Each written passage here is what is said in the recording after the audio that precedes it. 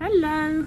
All right, here's a question from Victoria. Victoria says, Tabitha, do you believe in a difference between diet recovery, disordered eating recovery, and eating disorder recovery? Since all involve letting go of all restrictions and rewiring the brain, I don't see a difference. But the migration theory makes a sharp biological distinction between people with eating disorders and regular restriction in our culture. Sure, yeah, but I don't think it does make a difference really, because you're right.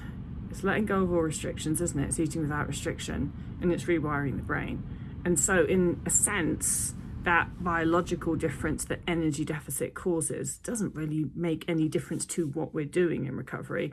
It might make a little bit difference to explain the behaviors, the drive behind many of the weird behaviors that people who are in energy deficit develop, and it goes away to explain the personality differences in people who are in energy deficit develop, and just a lot of the other stuff, the scarcity mindset. But actually, to be fair, scarcity mindset can occur in anybody who's restricting, whether they're in energy deficit or not. So for the most part, it's the same shit, and we don't really need to worry about that much what the distinction is, whether somebody has classified restrictive eating disorder, whether somebody has been diagnosed or not, whether somebody is recovering from dieting their entire life.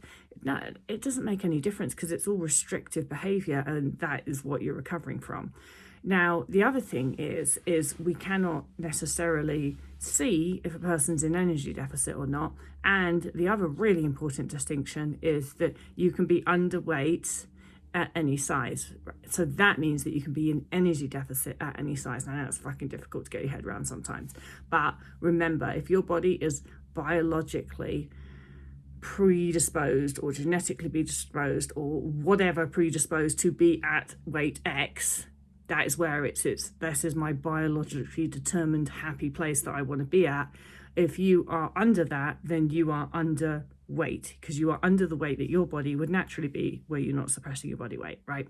So that is where we start to look at energy deficit and go like, well, BMI scale doesn't tell us shit about that, does it? Because it doesn't incorporate body diversity. And the only thing that knows what the ideal optimum weight for your body is, drum roll please, your body. You can't tell it from a chart, you can't tell it from a graph, you definitely can't tell it from someone's opinion. The only opinion that matters is your body. And so if you take into account that you can be underweight at any weight, then who's to say who's in energy deficit or not, because you can't tell by looking at them. I hope that makes sense.